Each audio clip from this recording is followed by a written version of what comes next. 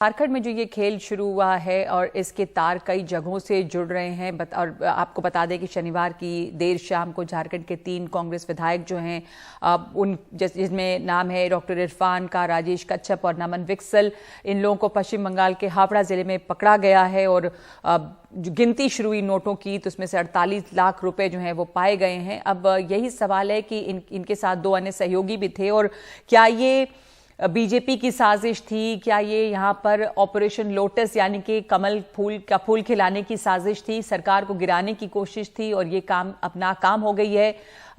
ये सवाल तमाम उठ रहे हैं और इस वक्त हमारे साथ पैनल पे मौजूद हैं प्रोफेसर गोवर्धन दास जो बीजेपी नेता हैं, सुप्रियो भट्टाचार्य महासचिव हैं जेएमएम के और आलोक शर्मा है प्रवक्ता कांग्रेस के। अभी हमने महुआ माझी को सुना। आप तमाम लोगों का स्वागत है। प्रोफेसर गोवर्धन दास, आरोप आपके ऊपर है कि सिर्फ पैसों की लालच नहीं देती बीजेपी, ये बीजेपी ऑपरेशन कमल करने की वहां पे कोशिश में थी और वो साम दाम दंड भेद इस्तेमाल करी, यानी कि ईडी हो गया, मंत्री पद का लालच हो गया, पैसे हो गए।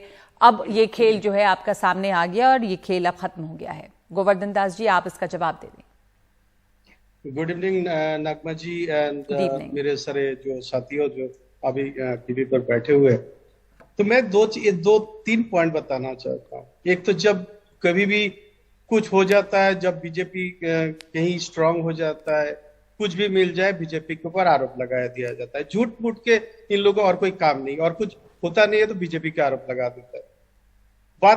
सेकंड बात यही है, तो बीजेपी को ये सारे जो पैसा जो कांग्रेस एमएलए को दिया जा रहा है और कांग्रेस एमएलए को मिला हुआ है, ये क्यों बंगाल में क्यों मिला? बंगाल में तो बीजेपी सरकार है नहीं।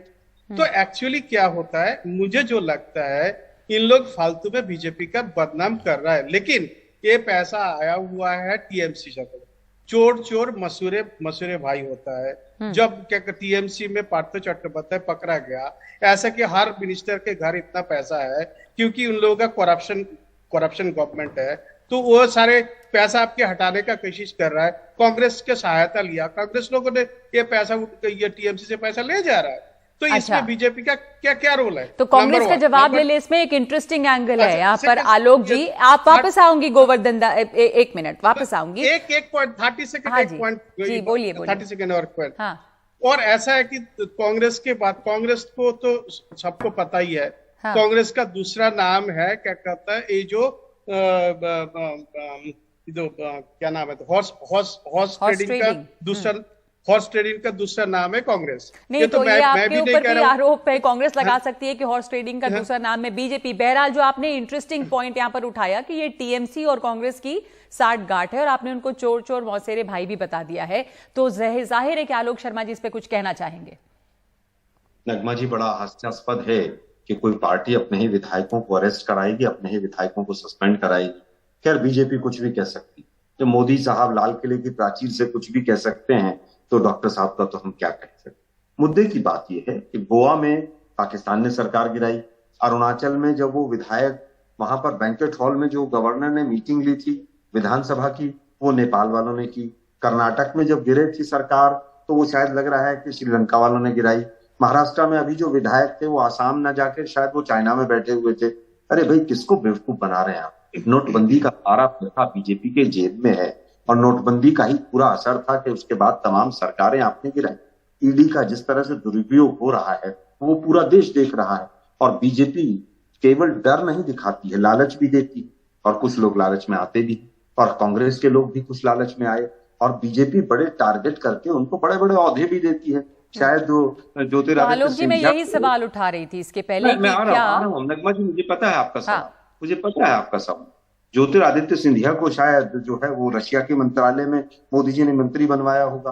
कुछ लोग हर तरह की हर पार्टी में होते हैं, लेकिन ये ऑपरेशन कमल नहीं है, ये ऑपरेशन कीचड़ है। ये पूरी तरह से भारतीय लोकतंत्र को दलदल में डाल दिया है इन्होंने और यहाँ पर समय रहते। ठीक है, लेकिन मेरा सवाल वही था कि आप ऑपरेशन कमल को बहाना बनाकर या उसकी आड़ में अपनी राजनीतिक कमजोरी से नहीं बच सकते। कांग्रेस के कुछ लोग पैसा लेने के लिए या तमाम लालच में आने के लिए तैयार थे, तभी ये हो रहा है। बहरहाल मैं आप सुप्रियो भट्टाचार्य के पास जाना चाहूंगी, महासचिव है जेएमएम के। हाँ, बहुत छोटा सा उत्तर दे देता हूँ। बोलिए। मेरे हाथ में कर दीजिए और कल से डॉक्टर साहब किसी भी चैनल पे दिखाई दे जाए तो बता देना। मैं बहुत छोटा सा एग्जांपल दे रहा हूं जी। इतना बड़ा डर है पॉलिटिकल, आप किसी पर भी केसेस लाद दीजिए, एक फैक्ट चेक को बिना किसी तो मतलब कि केसेस के डर से एजेंसियों का डर दिखाकर ये किया जा रहा है, लेकिन आपको लगता है कि अब ये नाकाम हो गई है बीजेपी यहाँ झारखंड में? सुप्रियो भट्टाचार्य, आपको लगता है कि ये जो भी जिसने भी बिसात बिछाई, जो भी इसके किरदार थे, इस समय आपका राजनीतिक संकट टल गया है या अभी संकट बचा हुआ है? महिमा जी, सबसे पहले तो आप सही, जो भी पैनल के लोग हैं सबको जोहार कहते हैं जी। और दूसरा है कि देखिए, ये संकट हम लोगों के लिए आज से नहीं, 1972 से ये संकट है यहाँ के आदिवासी मूलवासियों के लिए, क्योंकि इसी संकट के लिए ही हमारा जो संघर्ष हुआ और हमारी जो बलिदानें हुई, हमारा जो त्याग हुआ, उसके बाद ये राज्य हम लोगों ने लड़के लिया, कोई खैरात नहीं लिया, नंबर 1। और नंबर 2, अब जब चूंकि यहाँ पर एक लोकप्रिय सरकार का गठन हुआ जिसका आदिवासी मुख्यमंत्री, तो उस पर इनको तकलीफ हो गई। देखिए, सबसे बड़ा चीज आपको समझना पड़ेगा, ये लगातार ये चीजें चलती रहेंगी, क्योंकि जो सबसे बड़ा लगभग 80% माइंस एंड मिनरल्स और आपको जियो मिनरल्स जो है वो उड़ीसा, छत्तीसगढ़, पश्चिम बंगाल और झारखंड में, और यहाँ पर कहीं पर भी भारतीय जनता पार्टी की सरकार नहीं, इसलिए झारखंड को यह टारगेट बनाया जाता है, क्योंकि यहाँ पर अडानी बैठा हुआ है जो यहाँ के पानी से, यहाँ के कोयले से, यहाँ के जमीन पर बैठ के बिजली का उत्पादन करेंगे और बांग्लादेश को बेचेंगे, झारखंड को एक यूनिट भी नहीं बेच सकते। सवाल यहाँ पर इस चीज को देखकर लगाइए कि यहाँ कॉर्पोरेट राज स्थापित होता है, उसके लिए सारी पहल चल रही है। और मैं आपको कह रहा हूं कि ये संकट नहीं, हमारे लिए संघर्ष है, और ये संघर्ष हम लोगों का जारी रहेगा अगले कई सालों तक, क्योंकि ये कभी नहीं चाहेंगे जो औपनिवेशिक शक्तियां हैं जी, वो झारखंड में किसी आदिवासी मूलवासी के हाथ में शक्ति दे दे। जो 5वीं अनुसूची है, वो 5वीं अनुसूची के तहत जो हम लोगों को शील्ड मिला हुआ है, जो प्रोटेक्शन मिला हुआ है, वो कायम रहे। देखिए, बार बार ये लोग आदिवासी राष्ट्रपति की बात करते हैं, लेकिन पेशा पर चुप हो जाते हैं, सरना धर्म कोड पर चुप हो जाते हैं। इसलिए मैं आपको इस बात को कहता हूं कि ये लोग आदिवासियों के हित के लोग नहीं है। पिछले बार कौन सरकार में आया था, किन्होंने सरकार बनाई थी, किन्होंने मोमेंटम हासिल किया था, किस प्रकार से बंदर बाट हुआ। तो ये सारी चीजें एक पूरी कवायद शुरू हुई है 2019 के बाद।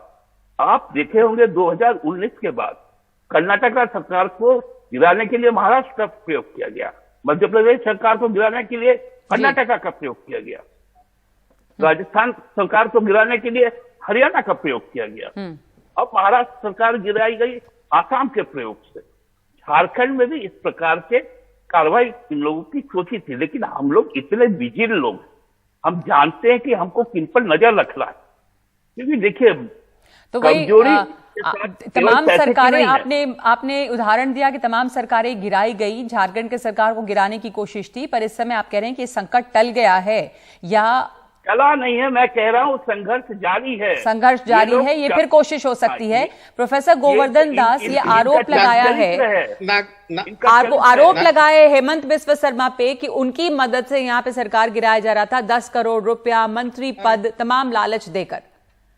नागमा जी, मुझे एक ही मिनट दीजिएगा, मैं दोनों प्रवक्ता बिल्कुल बोलिए ये उत्तर देता हूँ। कांग्रेस प्रवक्ता से मेरा यही क्वेश्चन है, यही मेरा प्रश्न है। तो कांग्रेस तो क्या कहते हैं, जो उनका दूसरा नाम ही है हॉर्स ट्रेडिंग, और ऐसे कई सारे उदाहरण है, हजारों उदाहरण है। 1980 से शुरू होता है गोवा से। एनीवे, एक तो वहां चले गए। तो और दूसरी बात आपसे यही पूछना चाहता हूं, आपका जो लीडर आप चुनते हैं, आपका जो एमएलए आप जो पद के लिए चुनते हैं, तो आपसे बेईमानी करके चले जाते हैं। आपका ये लीडर चुनना ही गलत है, ये आप पहले मान लीजिए, क्योंकि आपका लीडर ही गलत है। और दूसरी जो हमारी दूसरे सज्जन है, उनसे मैं बात करता हूँ, इन लोग हवा में बात करता है, क्या कहता है वो, ये हवा में क्या करता है, यहाँ आदानी है, वहाँ ये हो जाएगा, वो बिना प्रमाण बात करता है। ये क्या कहता है, ये बिना प्रमाण के कुछ भी कोई भी बोल सकता है, ये क्यों आप बोलते हैं? आपके जब कुछ बोलने का नहीं होता है तब बीजेपी के ऊपर आप आरोप लगा देते हैं। ये क्यों करते हैं आप लोग? थोड़ा सा मैच्योरिटी आपको आना नहीं, उन्होंने उदाहरण दिया ना, इतनी सारी जगहों पर बीजेपी ने सरकार गिराई, जहां जहां बीजेपी की सरकार नहीं है वहां बीजेपी दूसरी सरकार चलने नहीं दे रही, तो इसीलिए वो कह रहे हैं कि यहाँ भी यही कोशिश है। उन्होंने उदाहरण दिया महाराष्ट्र का। बहरहाल सुप्रियो भट्टाचार्य इस पर जवाब देना चाहते हैं। पहले आदरणीय गोवर्धन दास जी, आपके नाम के आगे प्रोफेसर लिखा हुआ है। हाँ। मैं समझता था कि आप शायद कुछ जानकारी रखते हो और भाषा से आपका लग रहा है कि आपका एसेंट इंडिया के साथ। तो गोड्डा बोल के एक जगह है हमारे यहाँ पर, आपके सांसद है वहां पर लिखित आप दीजिए, उनसे पता कर लीजिएगा कि अडानी का प्लांट किस छत पे और किनके लिए लगाया गया। नंबर 1। नंबर 2, गोवर्धन जी, बहुत हंसी आएगा आपको, आपके खिलाफ चुनाव जीतकर जो व्यक्ति बाबूलाल मरांडी जी इस बार विधानसभा पहुंचे, वो आपके विधायक दल के नेता हैं। मालूम है आपको? थोड़ा ज्ञान वर्धन करके आइए, खाली सामने प्रोफेसर लिखने से नहीं होता है, संघर्ष से आइए। ये बैठे बिठाई ड्राइंग रूम में राजनीति हम लोग नहीं करते हैं। आपको हम बता रहे पूरी जिम्मेवारी के साथ, हमारे पास 16 विधायक। सुन लीजिए सुन लीजिए, मैं सुन लिया आपकी बात। सुन लीजिए, अरे रुकिए। क्या कहते हमारे साथ में संपर्क में आपके भारतीय जनता पार्टी, हम इसलिए नहीं शामिल कर रहे हैं कि हम नहीं चाहते कि मैंडेट का अपमान करें। हम लोगों ने कहा है आप चुनाव के पहले इस्तीफा देके भारतीय जनता पार्टी से हमारे दल में आ जाइए, हम कंसीडर करेंगे आपको रिप्रेजेंटेशन देंगे या नहीं देंगे। हमको जिस दिन चाहे हम गिरा देंगे आपके भारतीय जनता पार्टी के यहाँ के विधायक दल को। इसलिए हम लोग एथिकल स्ट्रगल करते हैं, हम नॉन एथिकल स्ट्रगल नहीं करते हैं, हम बिलो द बेल्ट वार करें। गोवर्धन दास जी आपका जवाब देना चाह रहे हैं। सुप्रियो 1 मिनट सुन लीजिएगा जी। अरे सुप्रियो जी, पहले ये चीज बताइए, तो मैं प्रोफेसर हूँ या नहीं हूँ, क्या कहते मेरे को प्रोफेसर जानकारी है कि नहीं है? आप क्या कहते ये चाहते हैं जो अदानी जी क्या कहते आपका वहां जाके जो क्या कहते उनका इंडस्ट्री बैठा रहा है, कि आप इंडस्ट्री नहीं बैठाना चाहते? अदानी और क्या कोई इंडस्ट्रियलिस्ट कहीं जाके कहीं ये स्टेट में जाके ये इंडस्ट्री बैठाएगा, ये तो डेवलपमेंट होगा। आपके एक कौन सी कैसे बात कर रहे हैं आप क्या कहते हैं ये आपका ऐसा बात करना शोभा नहीं देता। और कहाँ का क्या आपके पास 16 बीजेपी का एमएलए आपके साथ ये है क्या कहता है संपर्क में है, इसके मतलब ही आप दूसरे को इंस्टिगेट कर रहे हैं। आप ही खुद ही बता रहे हैं, तो दूसरे लोगों को आप ये तोड़ना कोशिश कर रहे हैं। क्यों ऐसा बता रहे हैं कि हम उनको नहीं लेंगे, हम उनको चुनाव के पहले नहीं लेंगे। चुनाव के वक्त यदि वो पार्टी छोड़ के आएंगे तो उनके कैंडिडेट पर हम विचार करेंगे। अच्छा। लेकिन ये सुप्रियो भट्टाचार्य, ये साफ कहना है हेमंत बिस्वा शर्मा का कि कोई कुछ भी प्रेशर में आके आरोप लगा सकता है, पता नहीं कांग्रेस को क्या हो गया है, और इस तरह का आरोप लगा रहे हैं, उनका कोई लेना देना नहीं है। आलोक शर्मा जी, आप कांग्रेस के ऊपर आरोप ये है कि बेबुनियाद ये आरोप लगाए जा रहे हैं और हेमंत बिस्वा शर्मा का नाम जो आ रहा है कि असम के मुख्यमंत्री के सहारे ये सरकार गिराई जा रही थी, ये सच नहीं है। वो इस बात से उन्होंने किनारा किया है। कांग्रेस के अपनी प्रॉब्लम्स जो हैं वो उसके तहत, यानी अगर भ्रष्टाचार है या अपनी ऑर्गेनाइजेशनल कमजोरी है, तो क्या उसको आप असम के मुख्यमंत्री के सर बढ़कर इससे बच सकते हैं? देखिए, मुझे लगता है कि जहां जहां पर सरकार गिराने का काम होता है, जहां जहां कांग्रेस के विधायक या कांग्रेस पार्टी सरकार में शामिल है, ये ऑपरेशन कमल, ऑपरेशन कीचड़ वहीं पर होता है। आप बताइए, उड़ीसा में एक भी हमारा विधायक गया कहीं से कहीं? आसाम में कहीं से कहीं गया हमारा विधायक? लेकिन जहां पर हमारी सरकार है या हम सरकार में शामिल हैं, वहीं पर ये ऑपरेशन होता है। इवन रीजनल पार्टीज को भी बीजेपी डिस्टर्ब नहीं करती है। आप देखिए, पहला केस है जब रीजनल पार्टी के सीएम को डिस्टर्ब करने का प्रयास किया गया है। ना तो ममता बनर्जी के यहाँ पर एमएलए को तोड़ने का प्रयास किया गया, ना कहीं और किसी राज्य में, ना केजरीवाल को टच किया गया।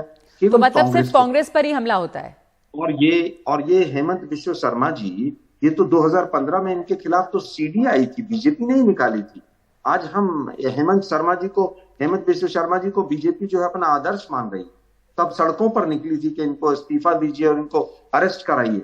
उसके बाद वो इनके आदर्श हो गए हैं। यही बीजेपी का है। मुकुल रॉय हो, हेमंत बिस्वा शर्मा हो और तमाम लोग हैं जो बीजेपी में जाते हैं, वो गंगा नहा जाते हैं वहां पर। और पूरी तरह से बीजेपी जो है भारतीय लोकतंत्र के लिए खतरा हो गई है। भारतीय वोटर उसकी जो प्रतिष्ठा थी उसको समाप्त कर दिया है। आप जिस तरह से ईडी केवल और केवल विपक्षी दलों के यहाँ पर जाती है और सरकारों को गिराने का काम करती है और उसके बाद कहें कि साहब अपना आप घर संभालिए, मुझे लगता है ये भारतीय लोकतंत्र में एक गलत तरह की परंपरा और नींव डल रही है। जी जी। अच्छा, तो आप कह रहे हैं कि हाँ नागमा जी, मैं 10 सेकंड ही लूंगा। हाँ। हमारी कांग्रेस के प्रवक्ता जी को मैं ये बता देता हूँ जी, ये मान लीजिए बीजेपी ये दुनिया का वर्ल्ड का सबसे बड़ा पार्टी है और ये बीजेपी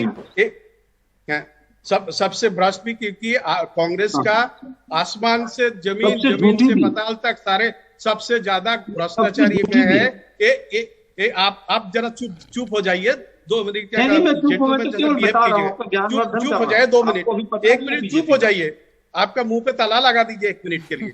सीबीआई के कार्यालय को खोल देता हूँ, पुलिस रात को 2 बजे जाकर घेर लेती है और आप लोगों को आपका मास्क मैं खोल देता हूँ, आपका मास्क खोल देता हूँ। आपका जितना सारे आपका, अरे भैया आपका सोनिया गांधी, राहुल गांधी अभी भी जेल में है। एक भी कांग्रेसी को जेल में नहीं डाल पाए आप लोग। अरे आप बेल में है, अभी भी बेल में है। पता है आपका जो बेल पे तो पता नहीं कौन कौन रहा है। वैसे बेल पर कितने सारे नेता हैं, इसकी तो लंबी फहरिस्त है। और इस समय हमारे पास चर्चा के लिए इतना ही समय है। ये आरोप और प्रत्यारोप जो है वो कांग्रेस और बीजेपी के बीच चल रहा है। कांग्रेस का कहना है कि रीजनल पार्टीज को, क्षेत्रीय पार्टीज को बीजेपी टारगेट नहीं कर रही, ये कांग्रेस के पीछे है। जहां जहां पर भी कांग्रेस है वहां पर सीधा हमला किया जा रहा है।